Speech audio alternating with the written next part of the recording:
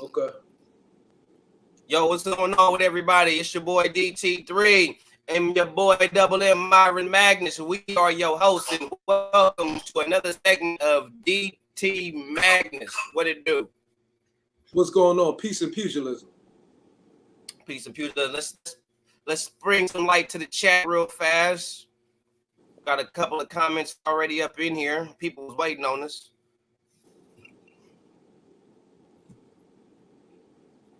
What's up, KG? Yes, it was a great fight.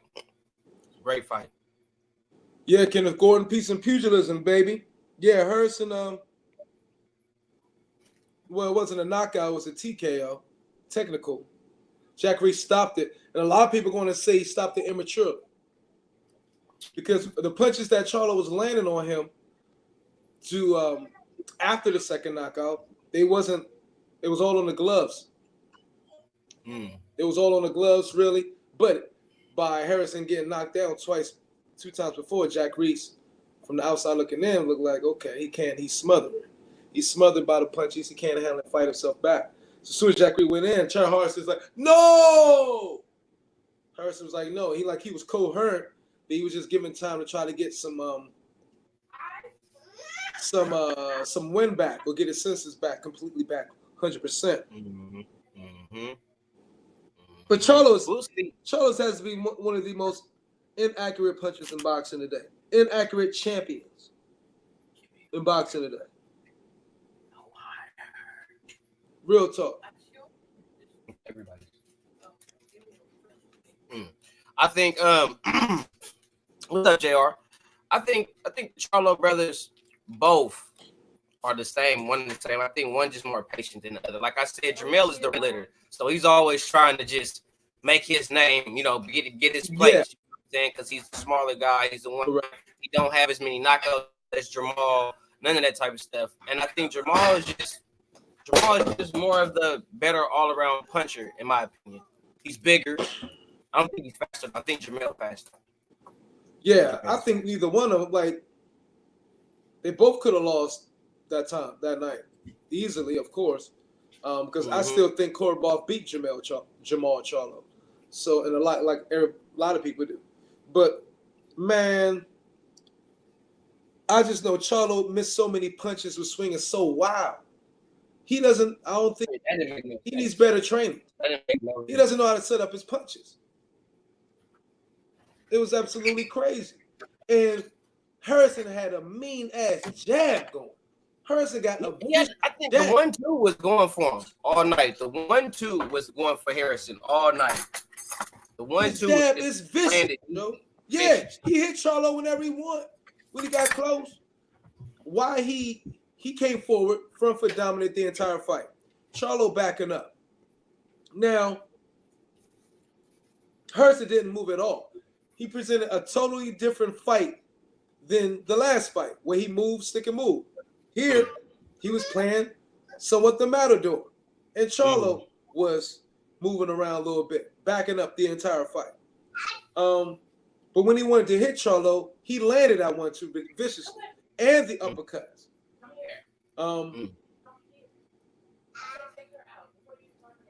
Harrison is a more skilled fighter, all-around fighter than Charlo, in all actuality. Charlo got the stoppage, though. He had a mad aggression. They was hooking. Harrison hooked him. Charlo came. They both was hooking at the same time. Harrison's hit first. Charlo's hit slightly second. And boom.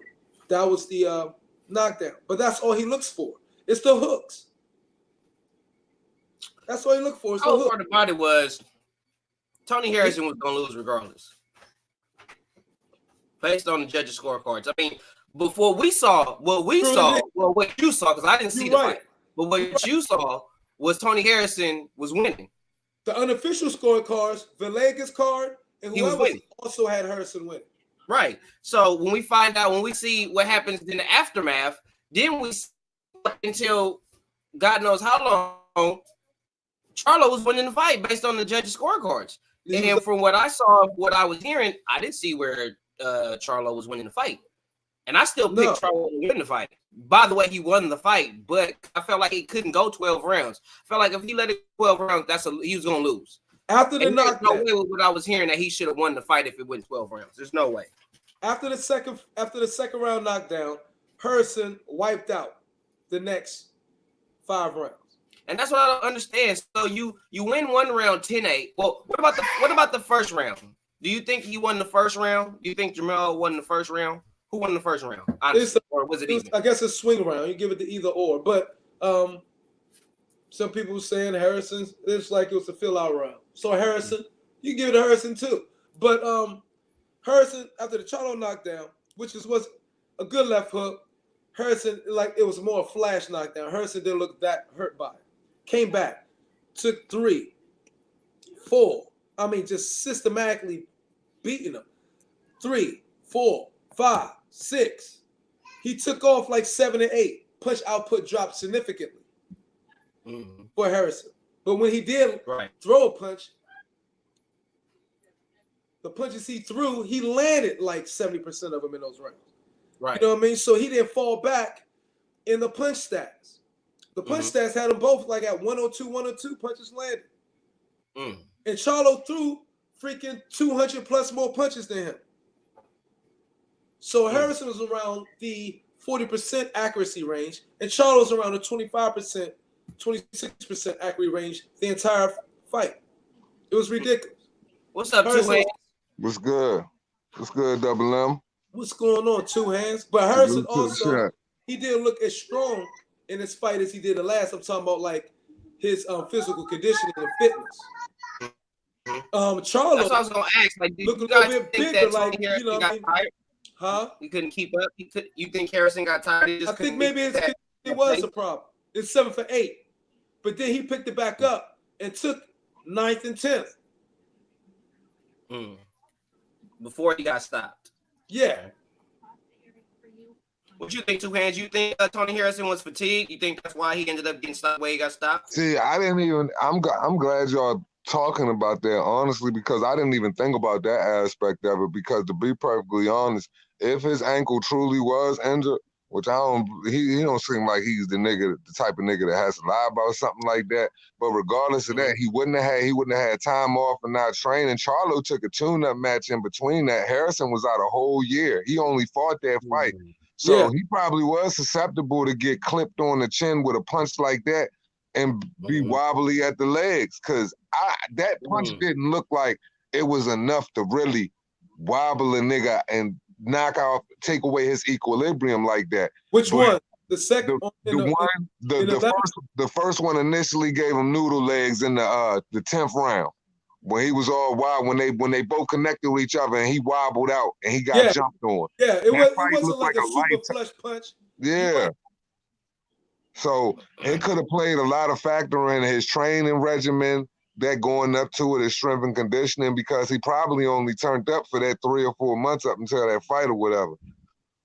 Right. He didn't look as strong, upper body and nothing. Like so, and look, you look at the first fight. Your boy Harrison looked a little bit more fit. Yeah. Charlo looked smaller. Charlo looked big as shit.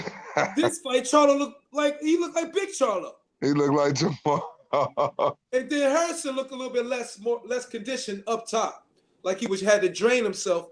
Like he put on too much weight and he had to drain himself.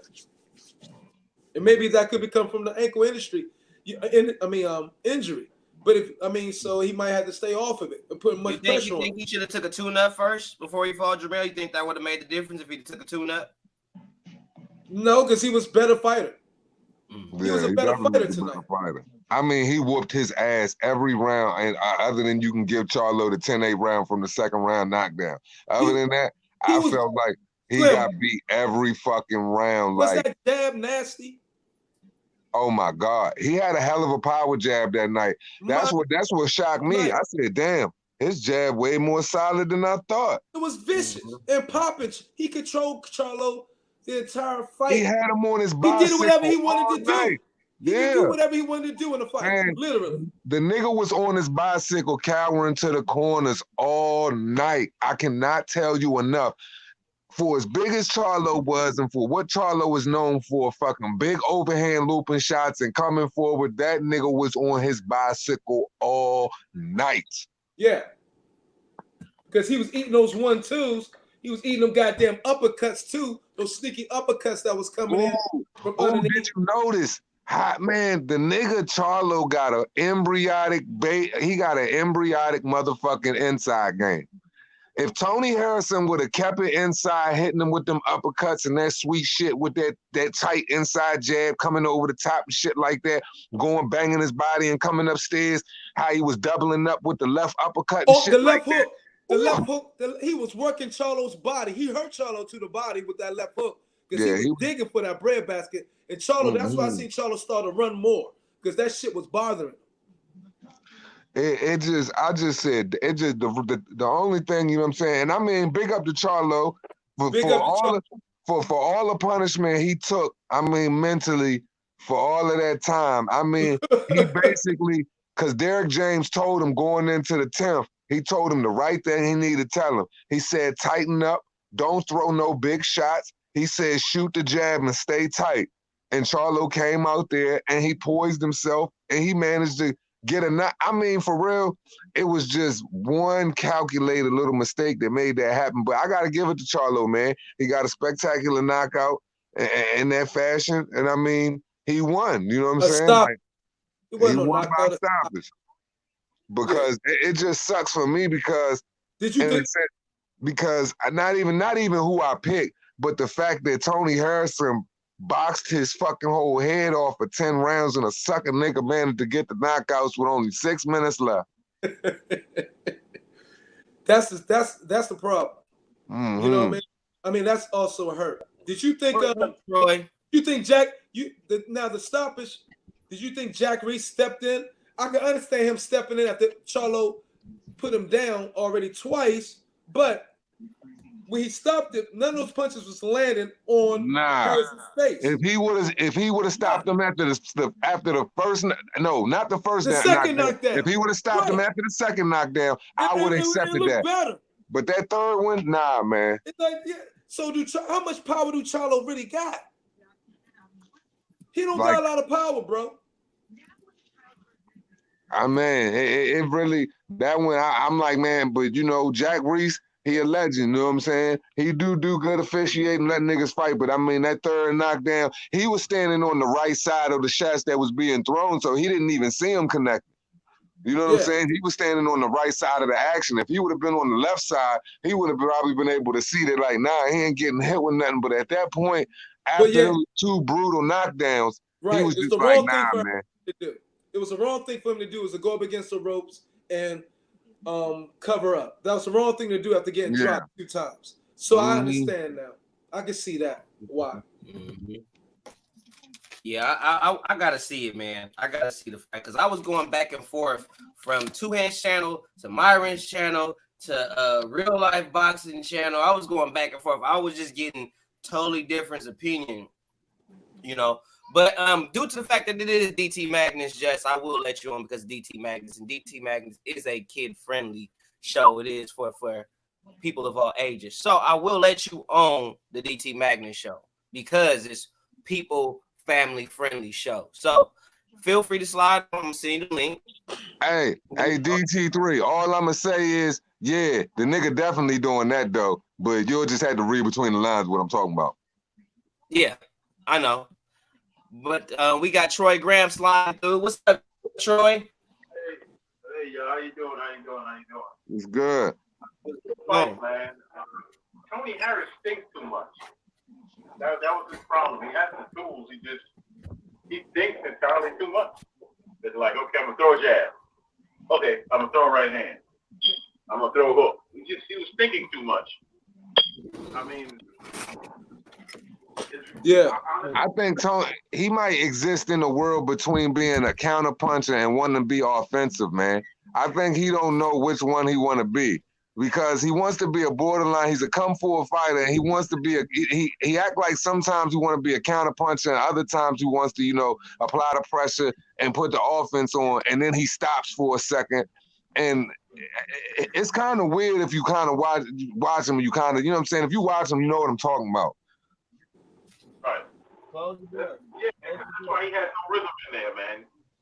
I don't know if you noticed that. He was following Charlo around, but he had no rhythm because really he had direction and everything to actually time Charlo and catch him.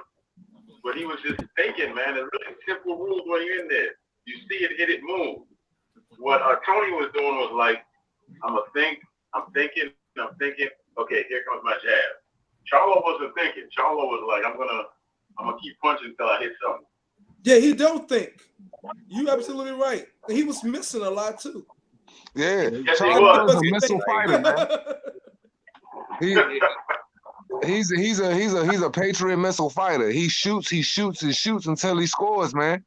He like Steph Curry with the shot, but I ain't gonna call him Steph Curry. You feel me? Yeah, because Curry got a better, higher percentage.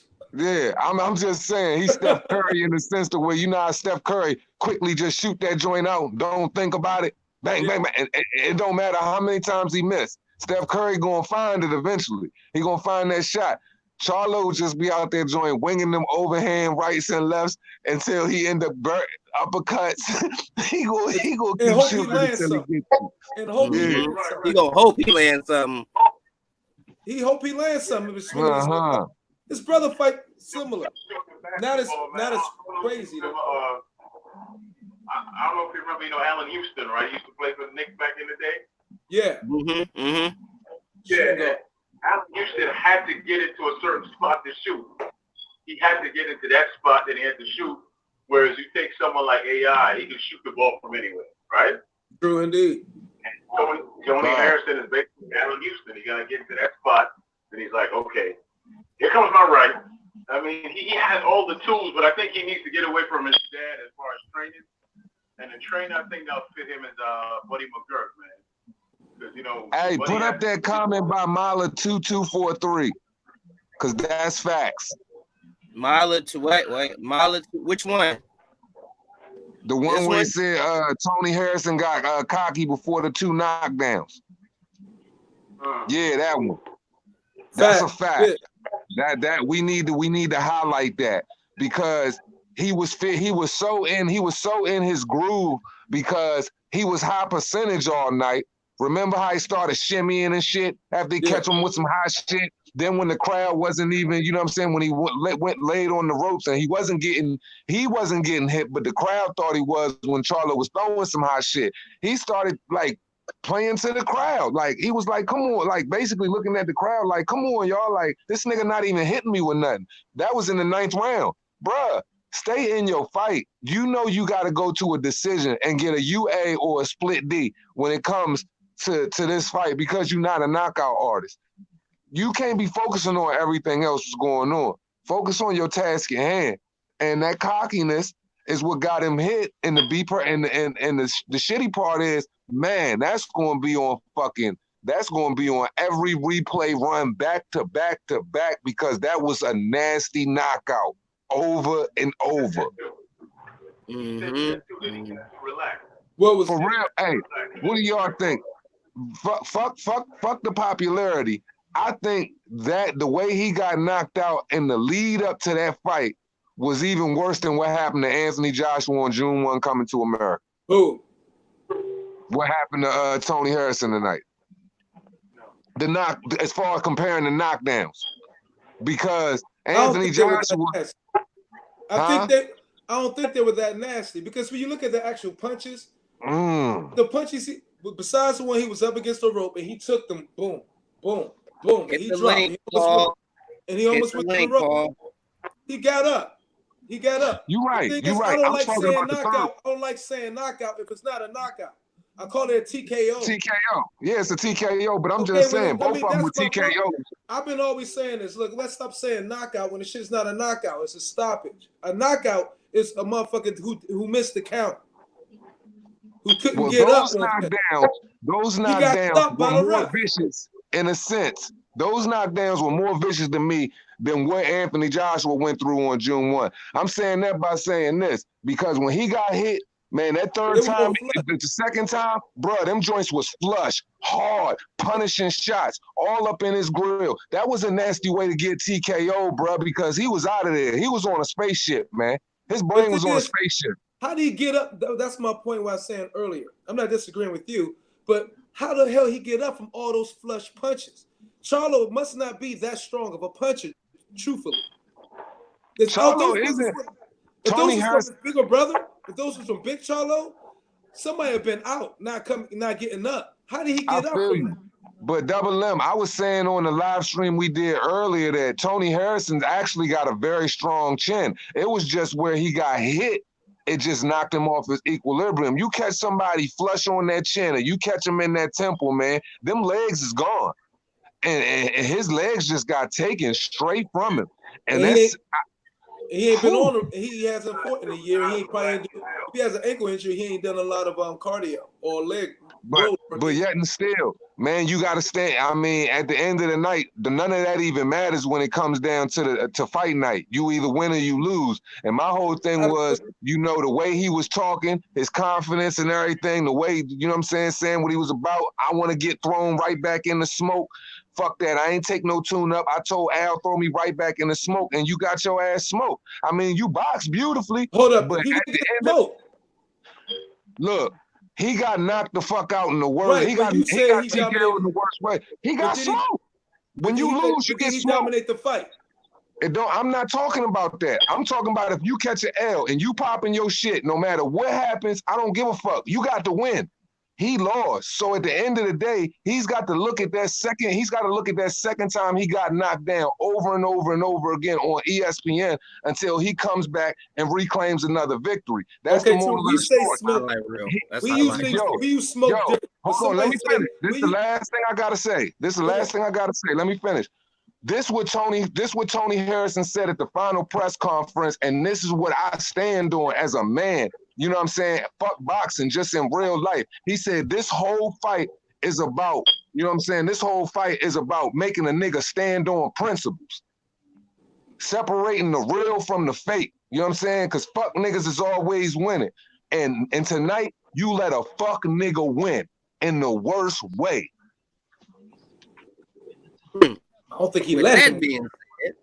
I think he did too. I think he let him based on what I've heard, because I ain't seen nothing. Because when I see it, I'm gonna really give you my take on it, regardless of what Two Hands saw or what Double M saw. I'm gonna tell you what I saw, but I'm basing it off of what you two gentlemen saw, because you two are the only ones that I know that saw the fight, actually saw it. So I'm basing it on you two. So based on that, Tony Harrison was boxing his ears off. He got lazy. He got stupid, and then he got caught. That's based on what you guys have telling me. That's what happened. Correct. And he said that in the post-fight interview. He said, I got lax. That was his exact words in there. Now, let me just, me and Two Hands in different thing. When somebody say you got smoked, my mind thinking like they got dominated for the entire fight and just like blown out. Now, when you catch, that's only difference. So it's a difference in lingo of how we use the words. When somebody said you got smoked, I'm thinking like he just got blown out the fight. No, not at all.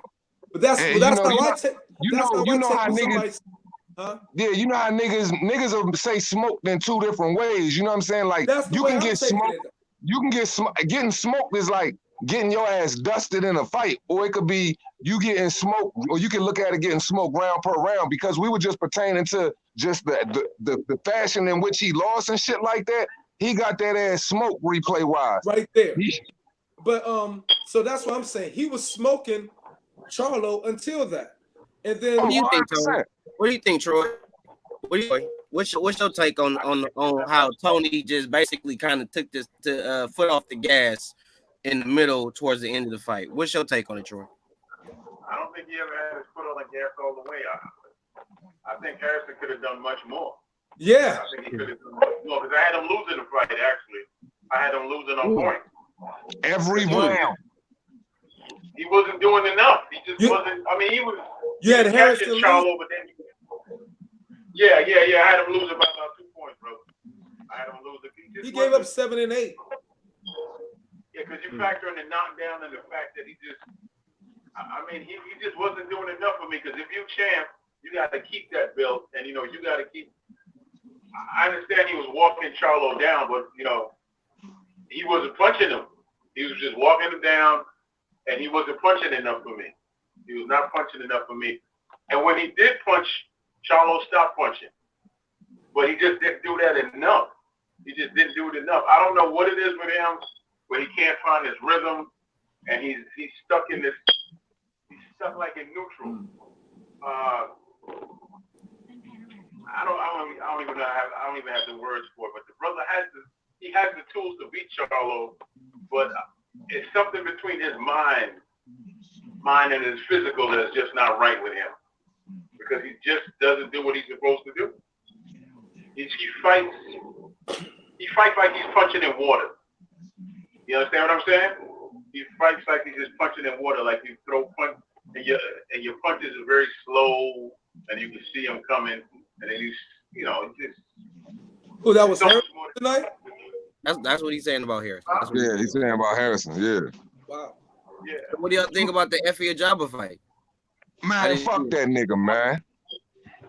No. Fuck that nigga. Y'all can have that conversation. I don't like that nigga. He's the motherfucker. He's straight trash. He is 1000% trash. I don't care how many fucking tune-up fights you put that nigga in. There's gonna be nothing sexy about that nigga. Watch the language on DT-Magnus, please. We got kids who watch our shit. Oh man, I gotta go. This ain't my type of stream. Come on, we always had it clean though. We always. Oh hell no, I ain't never been clean. Y'all niggas, you been clean, and that's all love. But nah, that's just not how I pop my shit. You not versatile? Oh, I'm versatile, but I'm just me though. I'm two hands. You double M. You like to keep it clean. I'm all the way raw with it, nigga. No, I'm saying people with mine. DT-Magnus joint or any other part. You know what I'm saying? On DT-Magnus. Oh, I didn't know this was a DT-Magnus stream. I didn't know that. Well, it is what it is. Moving on. So basically, who do y'all think Jamel Charlo should fight next? Who do you think he should fight next? What do you think he should be next for this man? Here is Landy Lara. Lara? I mean, yeah. Why? I'm gonna ask why. Because Lara can beat him. He'll get schooled again. Who's a step up, baby?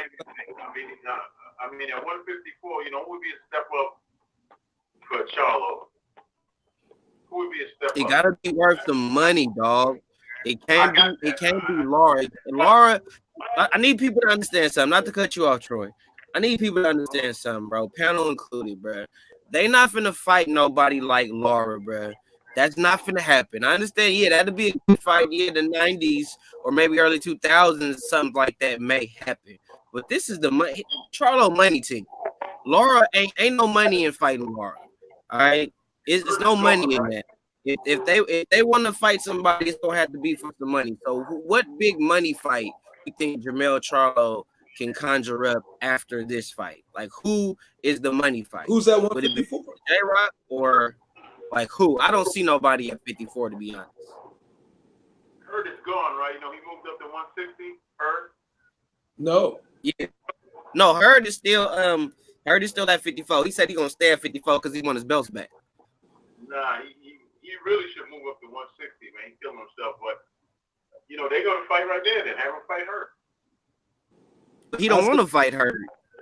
He didn't want to fight Hurt when Hurt was a unified champ. He didn't want to fight Hurt. No money in Hurt. I'm not saying he shouldn't fight Hurt. I'm not saying it's not going to be a good fight. I'm just saying I know the narrative now. Like, I get the narrative. I get how PBC running how they doing their thing and all that. They looking for money fights. They not looking to fight dudes just because they good fighters. They got to be worth some type of big lucrative financial income come up. If it's not worth nothing really no big financial come up. They're not doing it. That's why they calling out people like Canelo and shit like that. They not trying to. That's why they ain't trying to fight Boo Boo. Not because Boo Boo is really a bad fighter. What they meant is that he ain't no money behind him. Then he ain't finna get no big money. What would have got Boo Boo big money is if he would have got that Billy Joe Saunders fight and beat Billy Joe Saunders. That would have catapulted Boo Boo to a new stratosphere had that would have happened. But Billy Joe fucked that up, being off the juice and shit. But he can only fight at 154. He's not gonna go up to 160 because his brother is there. So nope. The only people his brother moved to 160 because they both was in the same division. So it's he can only fight who's available in the 154 division. So that's Hurd, Landy Lara, J-Rock, whoever. You know what I'm saying? So it's going to be one of those three. Landy Lara is bigger than Harrison. Who's in the UK right now that fights at 154 that got a buzz? Who in the UK?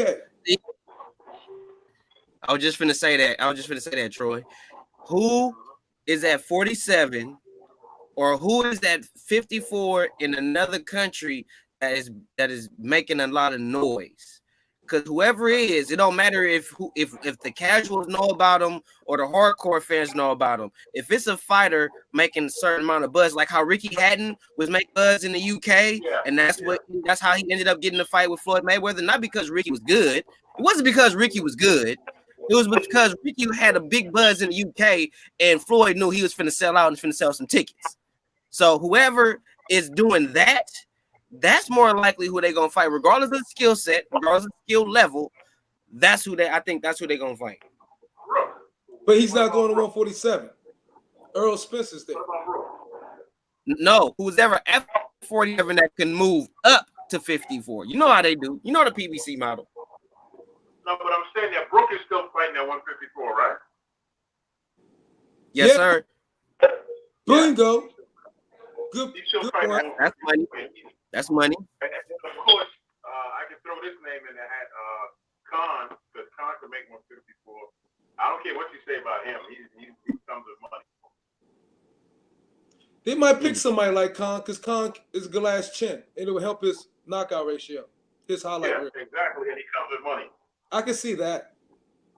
He comes with money. So Brooke or Khan, Brooke will probably take it, and he'll probably go over there to fight him. And then he can talk about, I'm going to take him out faster than Errol did and blah, blah, blah, blah, blah, you know. But we talk about Charlo.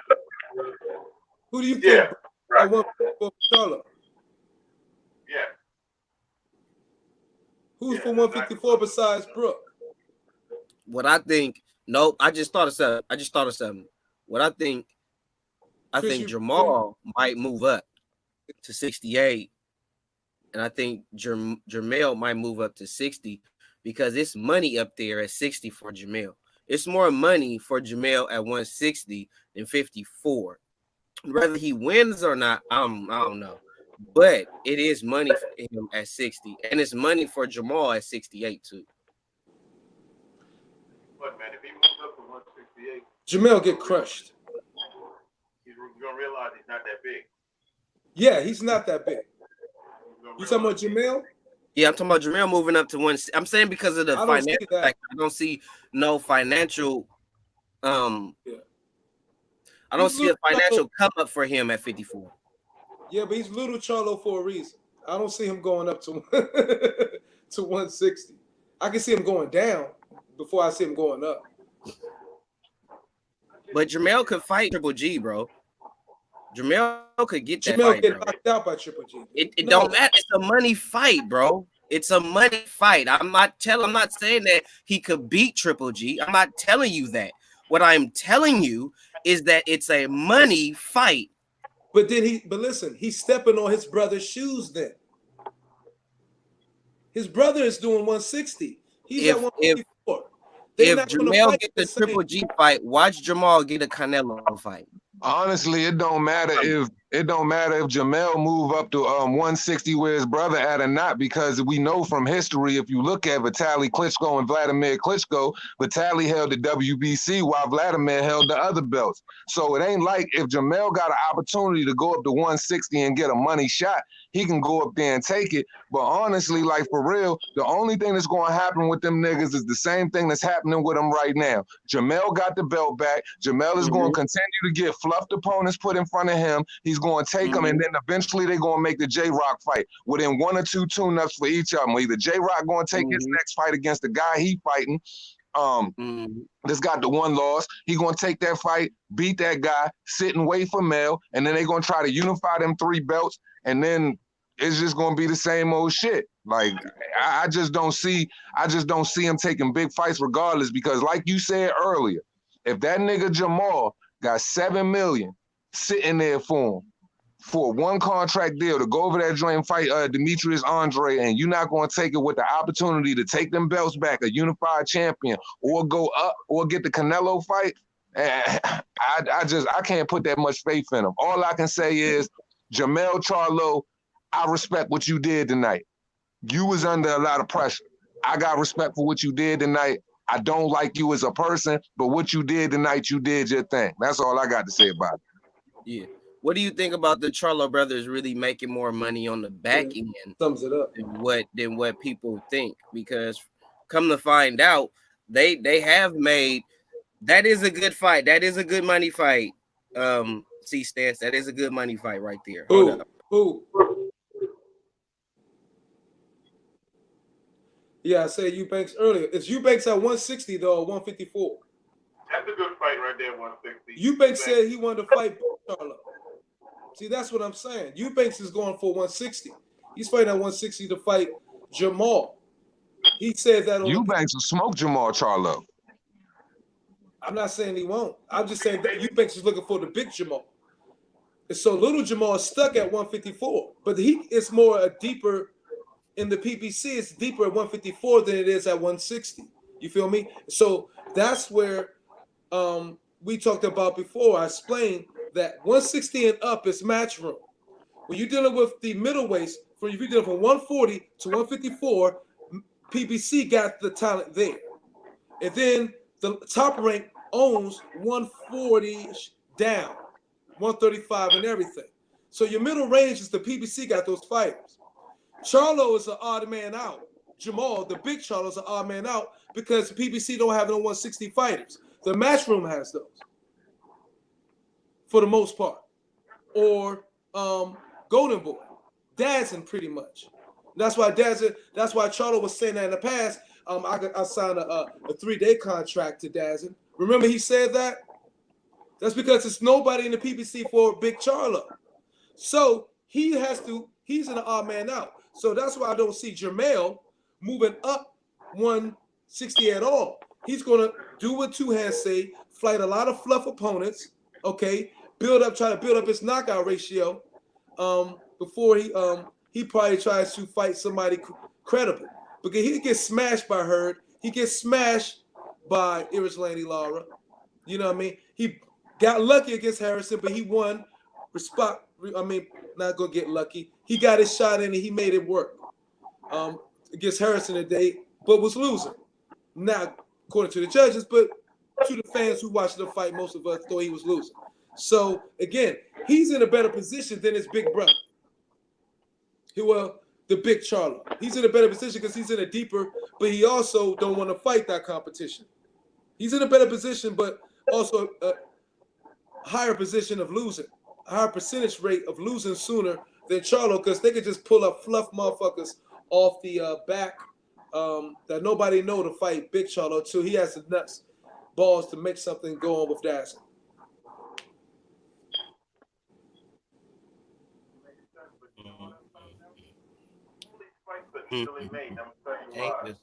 I'm looking at the post press conference, the Charlo Harrison fight. Harrison looks a little defeated here.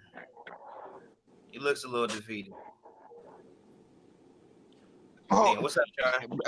Bruh, a little, man, that nigga inside he is a little fucking boy listening to Michael Jackson, Can You See My Childhood, crying in a fucking corner.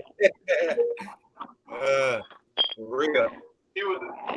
He he was hurt because he didn't want to lose to Charlo, man. But He didn't want to lose that fight, man. He really felt that he had everything he needed and all the tools necessary to beat. Man, He really did. he broke the streets hard. The streets was with him. We all was with him. Everybody was with him, man. You know how bad people wanted to see him break that blonde head bitch boy, man. Niggas wanted to see him break him. Excuse my language. Niggas wanted to see him break him, bro. But it sucked because he had it, and to know that you lose to lose that way, I should say. If he would have lost split decision, whatever. You know what I'm saying? But to lose in that fashion, bro, against somebody who you know, he carried him at the end of the joint. He said, I showed him respect or whatever, but I still don't like that nigga. Like, yeah, he carried him. Man, that Bama feeling like an infant right now in the corner, man, like in the dark. He a whole little baby. Somebody got to cradle the baby. And I love Tony Harrison. He a mentally strong dude, and I know he'll bounce back. But, bruh, man, I'm telling you, he gonna be in the dark for a little while behind this one. Yeah. Hey, if Mark slide on, I'm gonna need somebody to step down because we only keep 4 on the panel on DT-Magnus. We only do 4. Cool. Man, I step down. He ain't even came in yet. He ain't even popped up yet. I just put the link in the chat. He's gonna slide in and we'll take him. But yeah, man. What do y'all think about Spence trying to come back this fast? What did he say? What did he say in the interview? He said by summertime. He said next year. He said summer. You know what? I can see. Yeah, he said summer in the interview with the interview that I watched. And you know what? I can see why he has not made any public appearances this whole time though, because he really you can still tell that his mouth is healing. He took serious damage, and so he couldn't talk completely clearly. Even in the interview today, he was clear, but you could see that he has wiring or something that was going down. So for all the people saying that, you know, I mean, he ain't showed his face and all that, I can imagine why. Because he probably couldn't speak. He probably couldn't speak up to maybe a month ago. All right, I need somebody to step down. I need to let my boy Mark in. One person step down from the panel. All right, thank you, man. Thank you, Troy. Man. Peace, Troy. Always. Peace. Gotta let my boy Mark in, boy. I'm only gonna be on for a few more minutes anyway. What's up, Mark? What's going on with you? Yo. What's up, boys? What's up, Mark? What you think about the fight tonight? What's your take on Tony Harrison, how he boxed? And I didn't see the fight. Okay. My boy, my two folks right here, Double M and my boy Two Hands, they both saw the fight. I'm basically going off of what they saw. So what did you see, Mark? Tell the people what you saw. I saw Tony Harrison stunting on Charlo and then getting starched because he's an idiot. That's what I saw. He was stunting on him. He was thrown to the body. He was going up top. I also saw something that needs to be mentioned. Fox are blatantly trying to get people to look at scores differently with punch stats. They really are. It's tragic. I seen like 11 punches land on the arms of Harrison, and they counted all of them. Harrison threw 6 punches. All of them landed. They didn't count any of them, and they gave Charlo 3 punches when he hadn't even thrown any. It's getting to the point where they're blatantly trying to fix the punch stats. I think they're doing that in every boxing match I see. But there's a problem though. They're not doing it live on the screen for us to be able to see. Mm-hmm. So we're able to see it now. They need to get rid of that. Mm-hmm. I'm glad he brought that up because the whole time I was watching the fight, they definitely was shanking Tony Harrison on them points though. Like the CompuBox numbers, everything. The punch stats weren't right at all, and they're never right on the PBC. Yeah, but I remember when I was watching one of you guys, I remember one of y'all said that you thought that they was counting the punches, that they was that Charlo was just throwing on the arms. You was hoping they was. I forgot which one of y'all said that. That's why I said I was going to turn the volume all the way down. Mm-hmm. Mm-hmm. Because it didn't make no sense if Charlo was mainly just throwing wing and ding punches and he was hitting his arm, nothing flush on the chin, nothing flush on the But the body. punch stats were They were close. counting those punches. That don't make no sense. But Charlo Yeah, didn't. but that Charlo tells didn't you blow him out with the connect punch stats ratio. were close and they were fixed Hold on, let punch me finish. stats. Charlo didn't Okay. blow him out with the connect ratio at all. And they had Harrison landing at a 40+% connect. Charlo threw a 583, and he landed something like 26%. So they say Charlo threw 583, but honestly, I saw Tony Harrison walking him down, throwing more combinations, catching them with way more flush shots, and I saw Charlo shooting a bunch of shots and missing. Charlo was on his bicycle all night, fighting fleet of foot on the back foot, trying to play the rope game, letting himself getting trapped in the corners. Tony was the aggressor. Tony was the ring general. That's what I saw all night. I just saw Tony Harrison fucking just get enamored in the crowd, getting enamored in the fact that it's only a couple rounds left and losing. But he definitely, like, Charlo did not. I don't think Charlo threw no 500+ punches that night. But that's it. Well, I'll agree with you. I'll agree with you because I've counted, and I've got Charlo at 472, and I've got Harrison at 461. Let me ask you one more question. Really? Too. What do you think about the fact that the judges actually had Jermell Charlo winning the fight after they actually had him winning the fight? Yeah. Before the knockdown, before the knockout, all that happened, they had Jermell Charlo. So basically, if that fight would have went 12 rounds, they would have gave Jermell Charlo that fight. From what we saw, in my opinion, that's what it looked like to me. What do you think about that? What do I think about it? Simple enough. I had it 8-2 in Harrison's favor. Even with the knockdown in the second round. Well, the knockdown is in the second round. It's 8-2. I mean, you could give him another swing round for 7-3, but I can't. There were too many rounds for Tony. He won a minimum of 7. You can't have Charlo up a round. Do you think he let off the gas, or do you think he let off the gas later on in the fight, or do you think he ran out of gas and got tired because he 7 and 8 pace going the whole 12 rounds?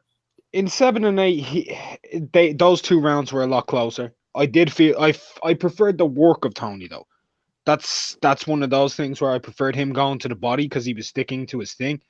He wasn't pushing Charlo back as much in that round. Charlo was in those 2 rounds. Charlo was moving a bit more onto him, but a lot of Charlo's punches were landing on the elbows. Absolutely. They were. Go ahead, Myron. No, I'm agreeing with you. He landed on elbows and gloves. Elbows and gloves and shoulders. There was very few clean shots. I said that during the blow by blow. I was like, Harrison was throwing the most effective punches. He was waiting to get close. I cannot believe he didn't move at all. Only difference in this fight is that you saw a different Tony Harrison fight plan. That was the main difference. Charlo did the exact same fight. He didn't fight the same fight. He did it. Right. Charlo did the exact same thing he did the first fight. It was Harrison who presented a totally different fight. He didn't stick and move. He didn't box. He came forward, front foot dominant, and punched. Let me say one thing. Okay, go Let me say one thing. He had to stick and keep coming forward. And if you look at him, he wasn't moving on his feet the way he normally does. That was an ankle injury. Whatever Charlo wants to say, he was coming off that ankle injury because he wasn't moving on his feet. He was plodding on his feet. He was leaning too much on his right foot, which is the ankle he injured. And he was leaning heavily on it every time he was coming in. And if you notice, he's stepping and he's going onto the ball of his foot, which means that he's relinquishing off of an injury. So he was injured. And that hampered him. So he couldn't fight the same thing. So he had to fight an inside game, which is what he did mostly. But Harrison, we've seen in the past, he loses when he has to apply pressure to his opponent or the work rate is high. He starts to gas and he gets tired and he loses. And that's what happened here. He got tired, he got complacent, he was showing off doing the Michael Jackson shit. Fucking, I don't even know what he was doing. I thought he was going to grab a hold of his balls on one stage. And he got taken out. Well, unapologetic, I agree with you. I told you, I picked Charlo. That was my prediction that Charlo had to stop Tony Harrison to beat him. It couldn't go 12 rounds. he had to knock him out or get the stoppage to get the W. I agreed with you on that. We both was in the same mindset with that. So it was not really, you kind of told me, it was kind of like we both was. I never felt that. I always felt Tony Harrison actually had to stop Charlo. Not because Tony's not a better boxer, but because, well, you know, remember, politics reign. Exactly, because it was his shit. Remember Tony Harrison in the interview previous after with Seconds Out, Radio Raheem said, you know what I mean, am I the champion? You know what I mean? It's not much has changed. I haven't been given my credit as the champion. He said, it's still all of him. It's Lions Promotion that's throwing the whole thing, Lions Only Promotion. So that means they pick the judges, they pick everything. So he said their hands are in everything. So I still feel like I haven't got my just due since I won the fight the last time. So I'm like seriously still the challenger. Much hasn't changed. And that was his words. Well, what do you think Tony Harrison? Who do you think Tony Harrison should fight next? Now, he's a fighter. He'll fight pretty much, you might as well say, he'll fight anybody. So who do you think Tony Harrison should fight next? Sergio Garcia. You said who? Sergio Garcia, the European champion. Because what Tony Harrison needs to do is turn himself from an 8-round or a 9-round fighter into a 12-round fighter. He's not one. Matter of fact, and the perfect question, I need to ask you this because you know too, Mark. I asked everybody, who do you think Jermell Charlo should fight next? And who do you think Jermell Charlo will fight next? Because we already know who you think he fight, but who do you think he really will fight next? I don't know who he really will fight next. It might be Castano. Might be his next opponent. But the guy he should fight next is obvious. J-Rock. That's obvious. That unification. Undisputed?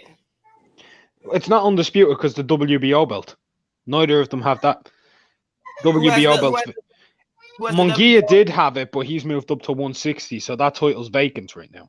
Oh, so the WBO at 154 is vacant. So, but the thing is, the PBC aren't recognizing the WBO.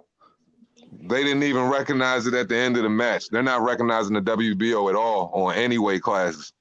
Yeah. If they don't have it. Who's lineal at 54? Who's lineal? Nobody. Let's not bring lineal up.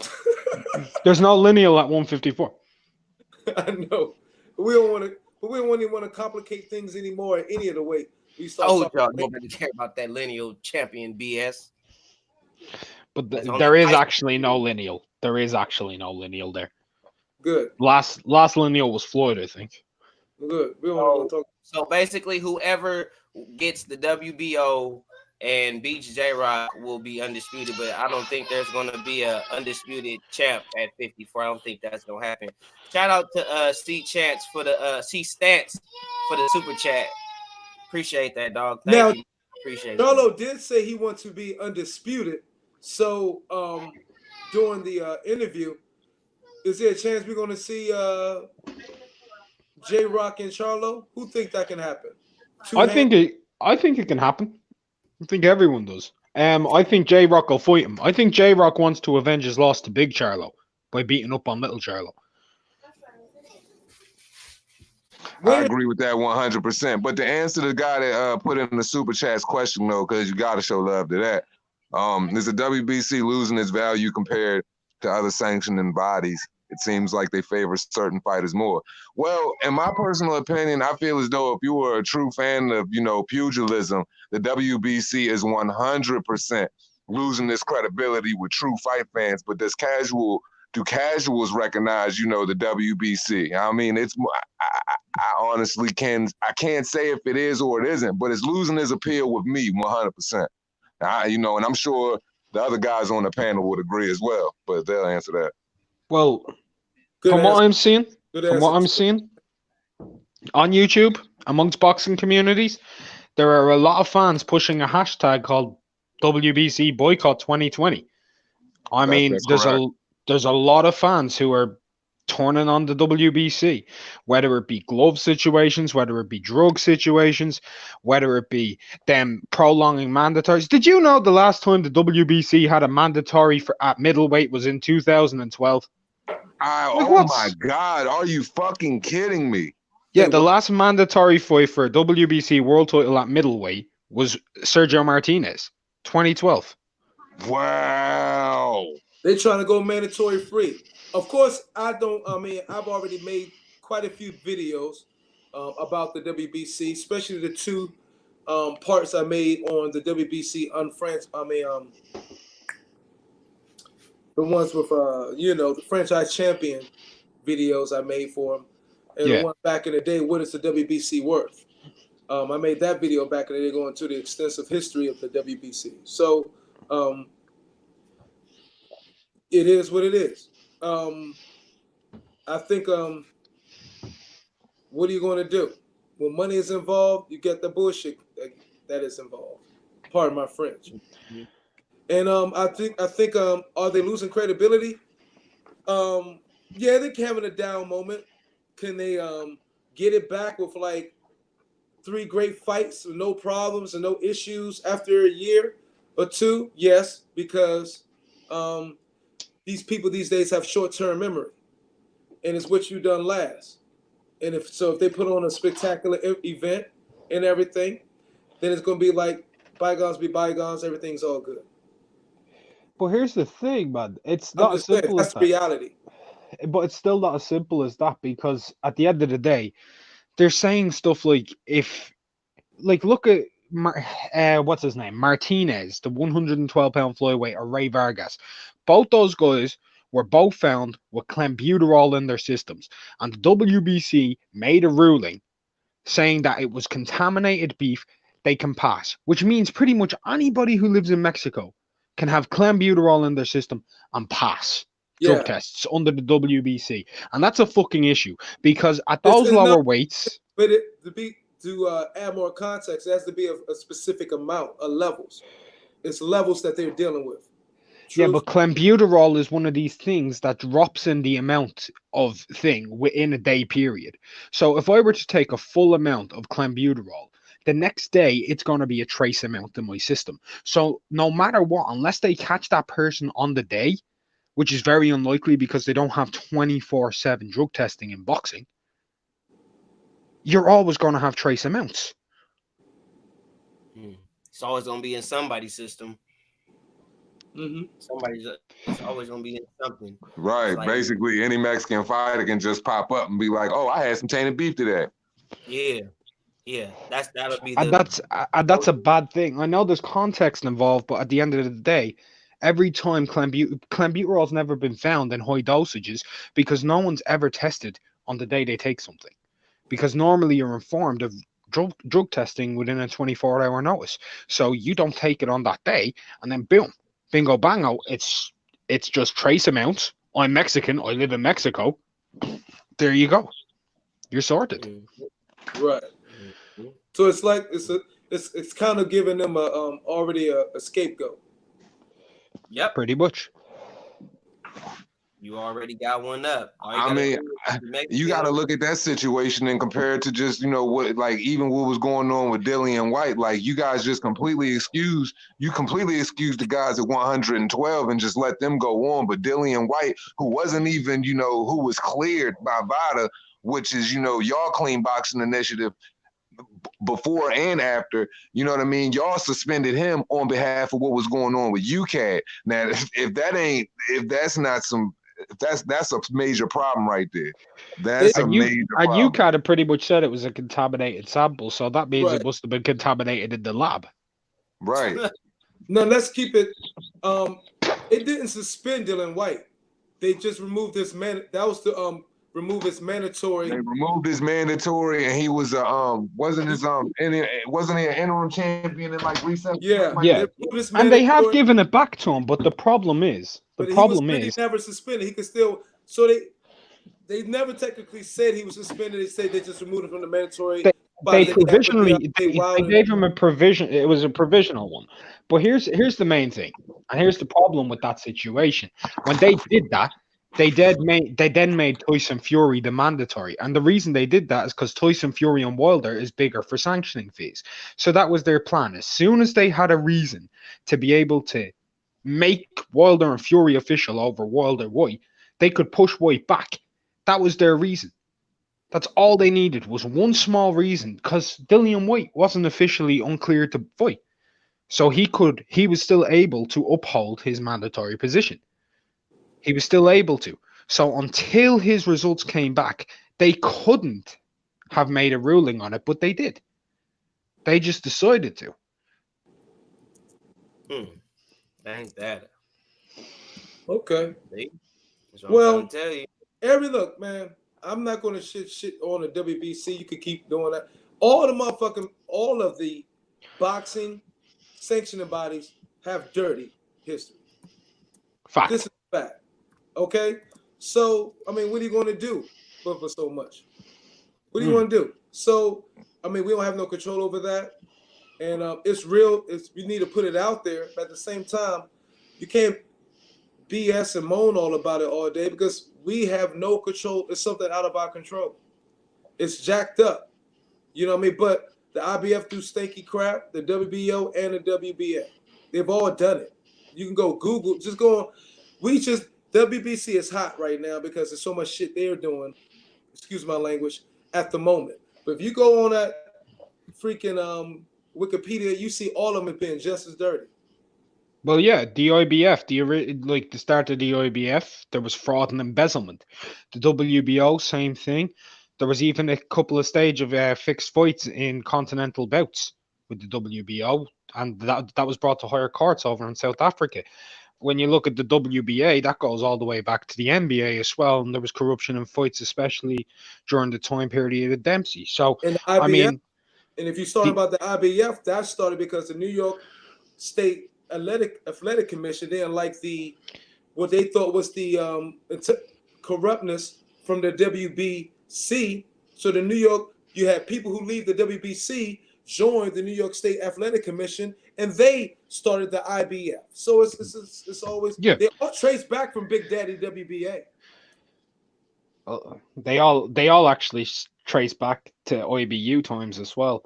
I mean, there's a lot of fucking nonsense in this and the IBA belts and everything. Like, there's different ones. There are different people who've been involved, and a lot of them have done embezzlement. A lot of them have done different things. There's been fraud, as I said. There's been state cases of fixed fights. There's been drug cases that have been nullified. I mean, it's what you kind of expect from gangsters, isn't it? Because that's what most of them are. They're gangsters. Hey, Mark, what do you think about the?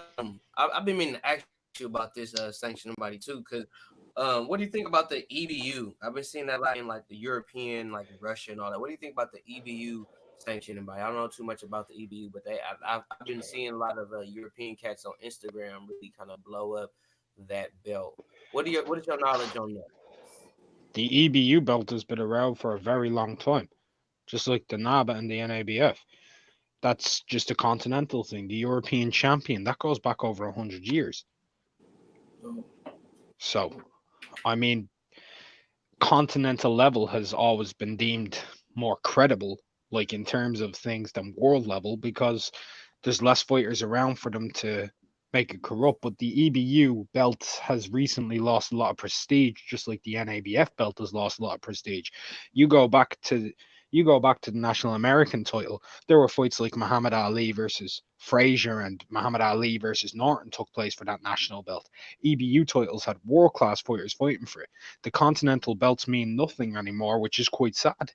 It really is. I remember You know why it's not getting talked about no more? Because talking about this section of body shit is lame and it's freaking weak right now. We just came off a good old fight right now tonight. Let's not kill the night. No, I'm just answering a question. I'm going to go back to a video you made a good while ago while you were stoned out of your head.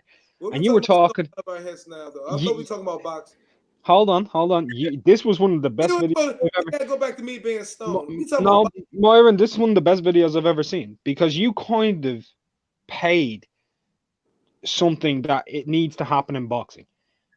and you'll remember this. You were talking about like a World Cup kind of thing of boxing.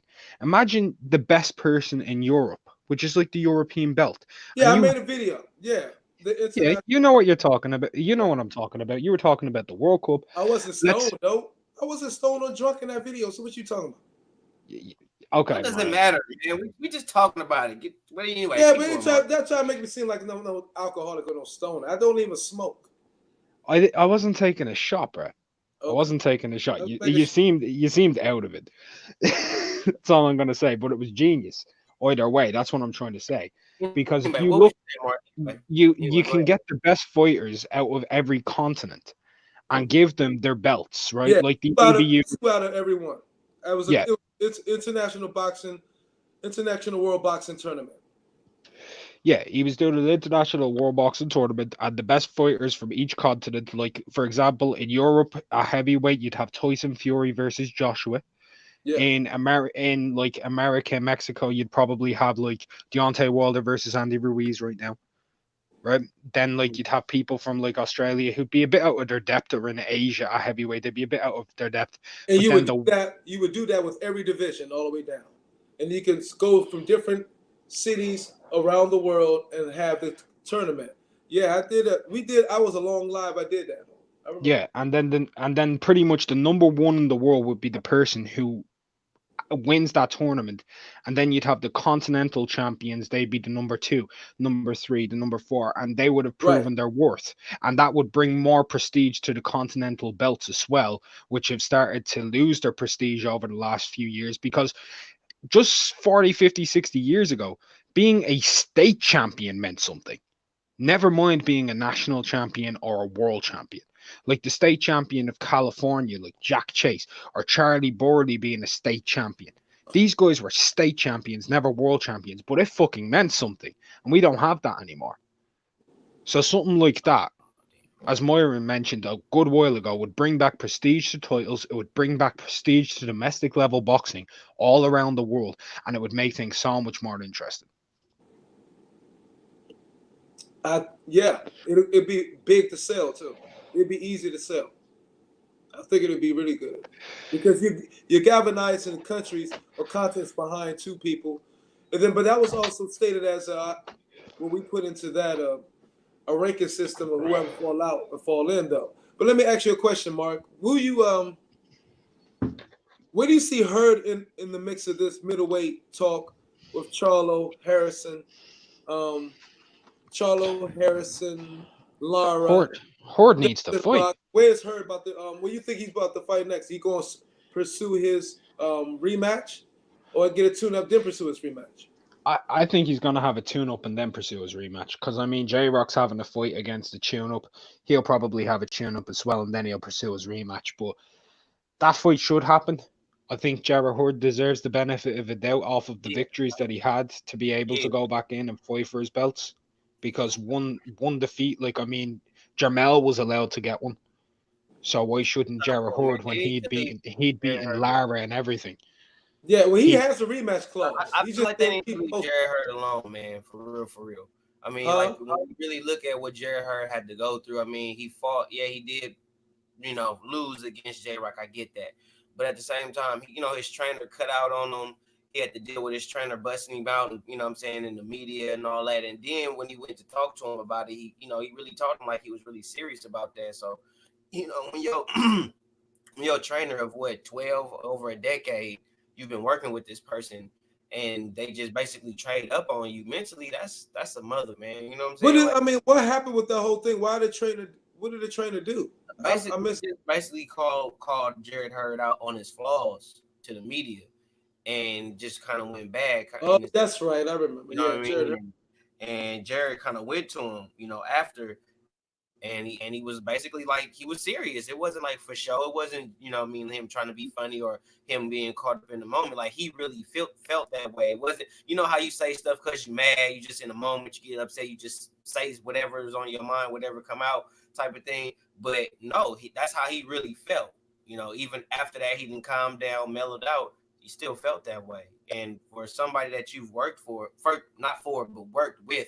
for that long, for somebody to do that and it to be like that, I feel like that's a blow, man. That's something hard to deal with. Yeah, I mean, since he took a serious loss and humiliating loss to J Rock, and that coming after that, yeah, so many emotions going on with him. I mean, questions about your career. He was on such a high.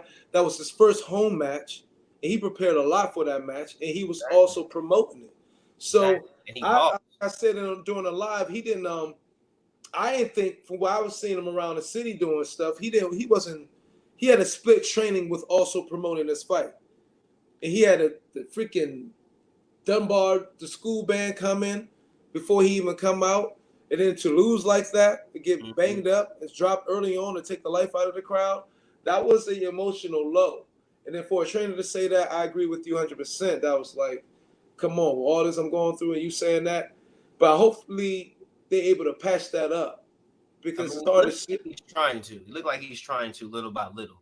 But he may need another coach in there to help him defensively, to more help him more focus on defensively. Because the offense is there, but he maybe need to focus more defensively because he does take too much shots. Yeah, he takes punches. Your face is not the way to go. But Mark, who do you think Inoue got coming up on Top Rank? Who do you think Inoue his first opponent is going to be, and how do you think Inoue is going to fare on Top Rank in this upcoming year, 2020? His first fight with Top Rank is going to be his mandatory for the IBF. I don't know who that is. It's some random guy. I think it's a Filipino fighter. He's going to beat the crap out of nobody special, but it's your mandatory. You got to get your mandatory out of the way. The IBF, we all know, their mandatories tend to be crap most of the time. 9 times out of 10, they have these random ass mandatories no one's ever heard of in most of these divisions. So that's going to be his next fight. But after that, there are Uabali. He's associated with Top Rank. Casemiro, he's with Pacquiao, where he's also like kind of like a floating agent. His last fight was on BT Sport, who have an association with Top Rank. They're the two champions, and Inoue a champion. I mean, I'd say after that fight, we're going to have a unification with either Ubali or Casemiro, but it looks like Ubali might have to fight his mandatory.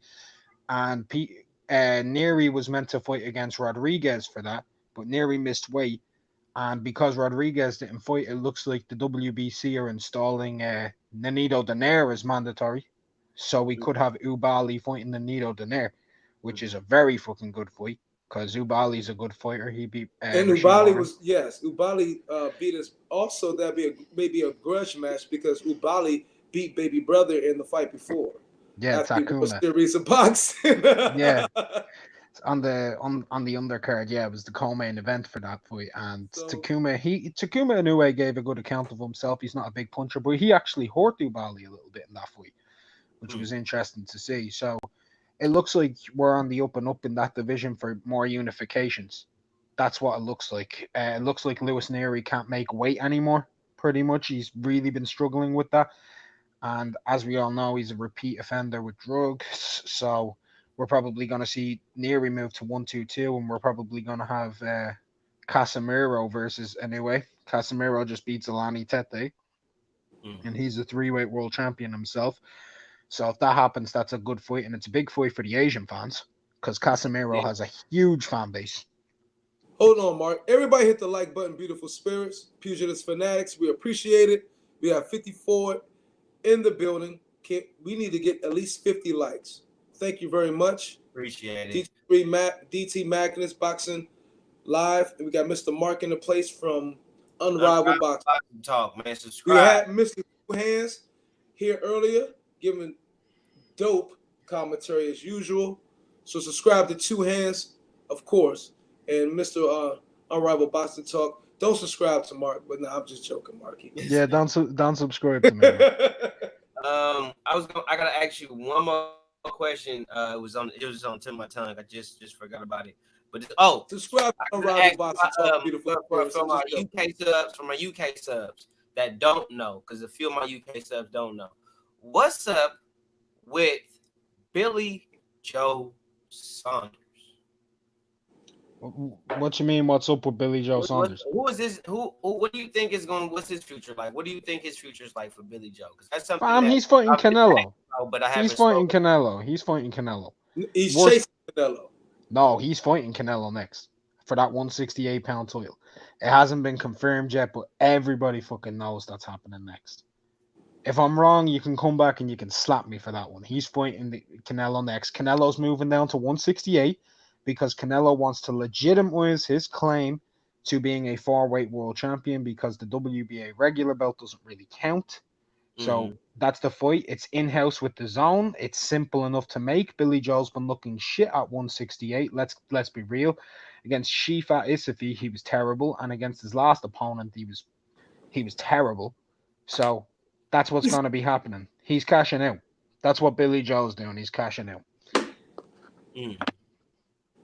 That's why he went to Matchroom. So Billy Joe's left this. So Billy Joe's lost his fire. You say he's cashing out. It's not even about losing his fire. Of course he lost his fire, man. Like 3 fights ago, he was fighting at 190 pounds. This is a middleweight. He was 190 pounds in the ring. He was a cruiserweight. He was 190 pounds. That's correct. He was a cruiserweight. He's cashing out. He do got quite a few kids. We got like 3 or 4 kids. Boys. That's only the ones that he knows of.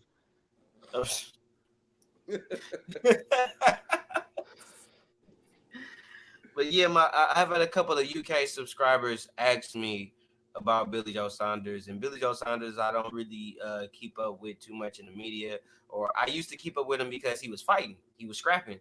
But once he stopped like fighting and he just started and he got caught up with the juice and all that, I stopped following him. I stopped talking about him, and I was just wondering like what's really going on with Billy Joe Saunders, man. I used to be a fan of him, but I just backed up off of him.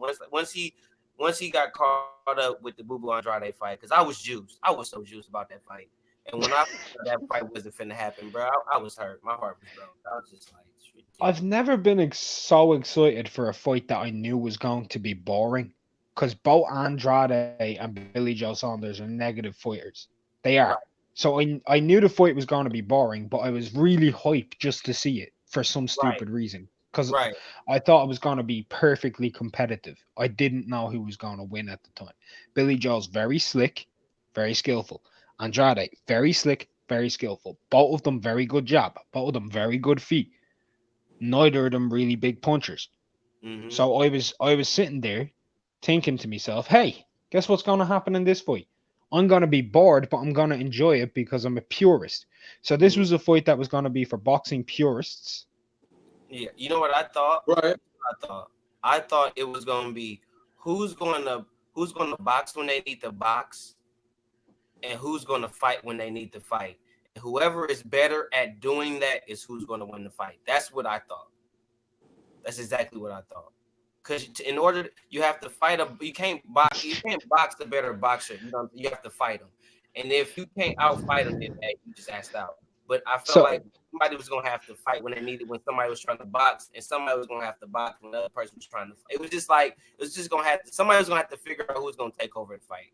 And I want to see who do it. Let me just ask you, Boone, right? Because I need to make sure. Are you saying the person who was gonna win that fight was the person who took over the fight and performed better? Is that what is the?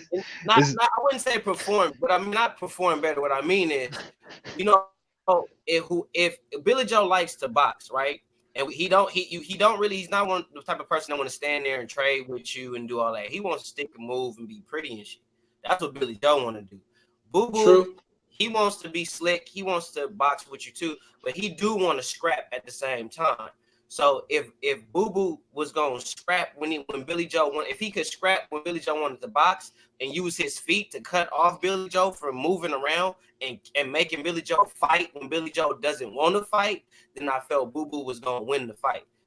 But there's also a problem with that. Billy Joe is way better on the inside than Andrade. Really? You think so? Well, look at him against Eubank. Okay. Eubank, who's a proven inside fighter. Yeah.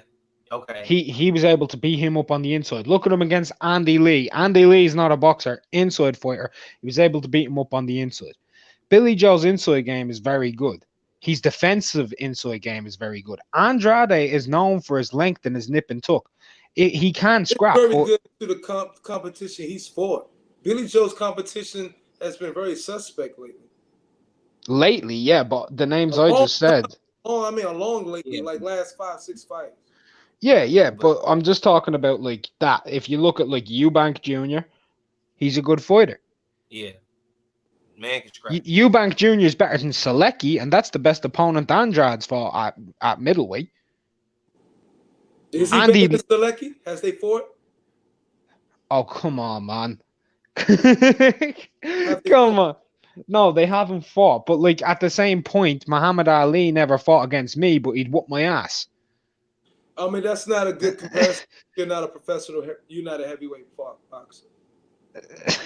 It was what you see. You tried though, but that wasn't. Look. Eubank's Eubank's better than Selecki. We can guess. We can only compare it unless they fought each other. Eubanks is good, but I still need to see a lot more from Eubanks. To be honest with you, bro.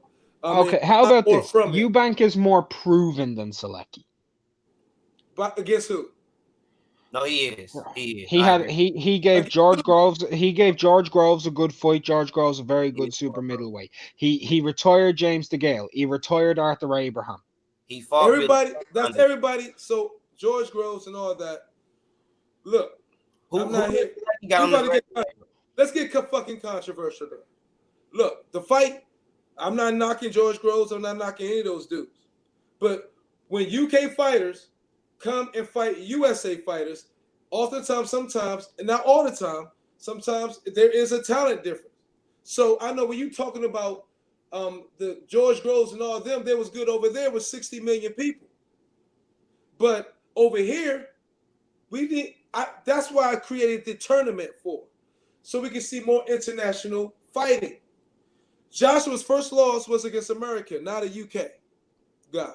So, and it's size matters. So I'm not shitting on the UK fighters, but you say, yeah, he's a good fighter. But maybe to UK standards. Okay, but do you know who I'm comparing him to? I'm comparing him to Selecki. Yeah, Selecki. Selecki, a Polish fighter. So who's Selecki's best win? I get Who's Selecki's best fight, let alone best win? His best opponent is Daniel Jacobs, hands down. Right. And an American. That backs to my point. Yeah, an American fighter who he lost every round to. Eubank's best fighter that he fought was Billy Joe, and Billy Joe is really good. No, I don't know if Billy Joe's his best opponent. Who do you think his best opponent was? I think George Groves. George Groves? Who is George Groves? You think George Groves is better than Billy Joe Saunders? He's got a better resume. Who is he fought on his resume? Well, George Groves, like he beat Chudinov, who let me guess, because he's not American, he doesn't matter. I just know. No, I'm not saying it's not America. It's just unfortunately when you come on, Mark, and this is out of respect, we hear about fighters we've never heard before in our life. Like you said, Chudinov, DT3. Have you know who Chudinov is? No, I have no idea. That's why I have. Yeah, me neither. So right, so that's a win. Who else did he fight against? Badu Jack. He had a split loss to Badu Jack, which a lot of people found to be a controversial one. Some people thought Groves won, some people thought Jack won. That comes down to what you like, that one. But if you Carl Froch twice. Yeah. Go so ahead. When you go into my point is when you go into speaking on we have no clue. So you have the knowledge depth advantage over us. We don't know who they are.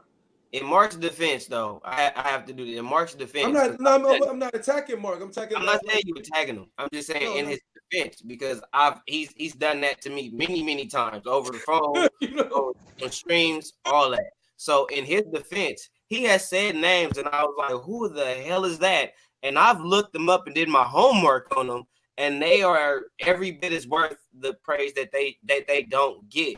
So it's not our fault or the casual's fault that he knows who all these fighters are and we don't. You know what I'm saying? He knows who they are, period. And he knows about fighters that are good that we don't know about that's good yet. So I mean, that's why I say shout out to my boy Mark. Please go subscribe. I'm shouting out to Mark too. But we got, I'm just saying the average Mark, no. So fight fans here if of we all over don't know these people. I bet you the guy is gonna be every bit of worth a top caliber opponent, and I'm sure that dude has been in some good fights. So if whatever name that he's fought, I believe it's a top name regardless.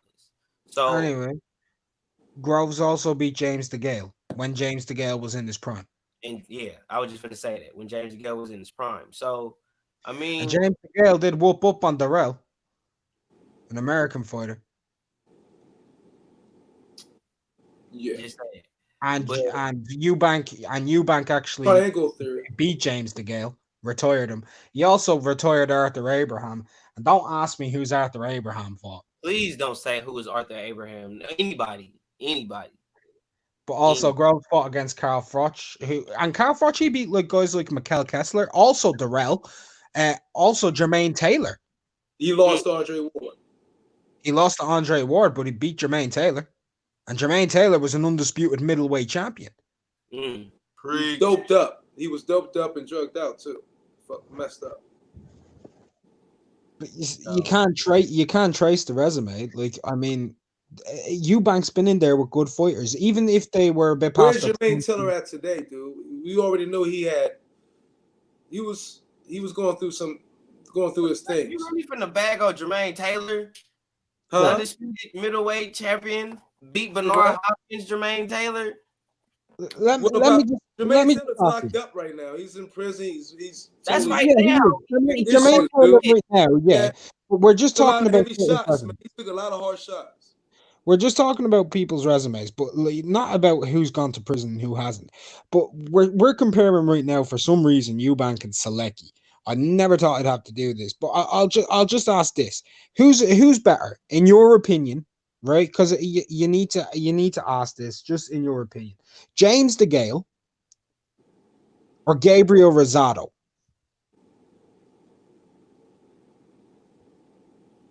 I haven't been keeping up with either one. Well, Rosado's been punched up pillar to post by everybody in the sport. We use it. I mean, so you're using a triangular method, but again, how do we really know until they fight each other?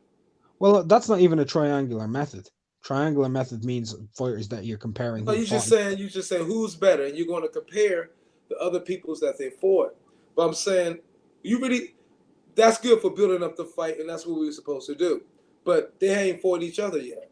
No, they haven't. But are both of them good fighters? Mark? In all honesty, I think one's a good fighter, and I think one is kind of okay. Mark is always honest. Like, that's being honest. I think Eubank is a better fighter than Selecki. That's just being honest. And that is Andrade's best win up at 160. I mean, because of his name or because of who he's fought? In all honesty, that's more down to Selecki's name. Selecki's victories aren't really that impressive. He has a win because he has the name. I actually think it's down to his resume because he has beaten guys like DeGale. He has beaten people like Arthur Abraham. He has been in the ring with Billy Joe. He has been in the ring with George Groves. He's been in there in good fights. He's been in the ring. You mean sparring? No, I'm talking about professional. Like he lost to George Groves, but he pretty much retired George Groves before Groves even fought Callum Smith. Because at the end of that fight, Eubank was whooping up on him. George Groves had the dislocated shoulder. That was the semi-final of the World Boxing Super Series or Super Middleweight there a couple of years ago. He retired James DeGale at the beginning of this year. James DeGale retired after that. He beat the crap out of James DeGale. James DeGale ended up suplexing the guy in the ring because of how badly he was getting beat up.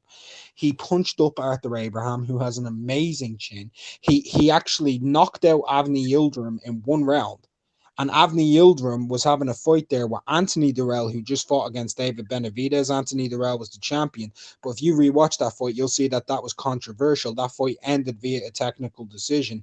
And Avni Yildirim was giving Durrell all types of hell and was arguably winning that fight. But Eubank beat the crap out of Avni Yildirim as well. Well, every fight these days is controversial. Every fight ending, if it's not even decision or knockout, has been controversial lately. So controversy is just controversy. And that's what, especially on in the world we live in today, with everybody looking for the instant effect, the go viral, they need to make everything have some type of substance, whether it's positive or negative, controversial or uncontroversial, to really try to stick in the casual's mind, because we all got like short attention spans. So everything's been. Have you seen a decision almost lately that hasn't been controversial in some way?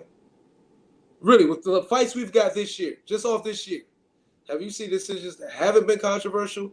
Or Inoue versus Daenerys. Nobody complained about the decision. Well, of course, I agree with that one. Yeah, I agree with you. Lomachenko Campbell. You had to go to Inoue and Daenerys all of a sudden. Lomachenko Campbell. Who complained? You had to be digging. You was digging for like goddamn. Okay. Wait, hold on. How was I digging if I said it instantly? He did. He said that instantly, bro. Because I said it early on. I gave you time to think about it. That's how you was digging. Oh yeah, 3 seconds. No, it was going on longer than 3 seconds, but I agree with you 100%. Inoue won that. That was a hell of a fight. Damn, I went live on that one. But what now? Okay, you want to talk about Inoue and Sure. What about Anthony? Inoue? Hold what up. about Anthony Joshua and Andy Ruiz? Inoue, hold on, Mark. Inoue, Rigondeaux, because they've been already talks a little bit about them going at it. Inoue and Rigondeaux. What do you guys see? Boone, Mark. Rigondeaux was shot. Anyway, Sparking and Rigondeaux. Rigondeaux was too scared to get hit. He too gunshot. Rigondeaux was shot. Rigondeaux like that in his last fight, though. He didn't, because he can't move his damn legs. This is like they're gone. Did you see him against Julio Ceja? He was fighting he just knocked somebody out the last fight. That was a quick stoppage. That was a beautiful knockout. You really shutting that down? That was a quick stoppage. That referee came in too early. What? DT3, you seen that fight? Did you see Rigondeaux's last fight? No. Come on. No. Okay, bro. Anybody go to Guillermo Rigondeaux's last fight, and y'all tell me if the ref stopped that fight too early. Well, it's on Myron and it's on Mark right now. Go watch the last fight and you tell me. Actually, I'm gonna put a clip on the video. Everybody. And you tell me if you think. See, I've had a lot of time to talk for him to think about the rebuttal. So just like the one before. So listen, you tell me if you think that the referee stopped that. Rigondeaux crumpled that Bama. Come on, Mark. So what do you do? The reason, hold on, real fast. I'm gonna help you out here, guys. Go watch Rigondeaux versus Julio Ceja, because that's the name of the guy, and then you'll see that Julio Ceja was whooping up on Rigo for the first 4 rounds. Okay, he got buckled. Yeah, he was. Most people had Ceja winning, including all of the judges on the cards. And Rigo ended up landing his shot, and Ceja went back, and then he was standing up. He was a little bit shaky for 1 second, and then he got his feet, and the referee waved it off. Dude, I'm gonna check it out. Go watch that fight. We'll get back to it another time. We're gonna have to cut the show down because you know what I'm saying, it's getting late. Everybody's got to go to sleep. You know what I'm saying. But thank you, Mark, for sliding on. Slide up anytime you feel like you already know. You can pull up anytime, you know what I'm saying? You already got a spot for you. I'll make a spot for you if necessary.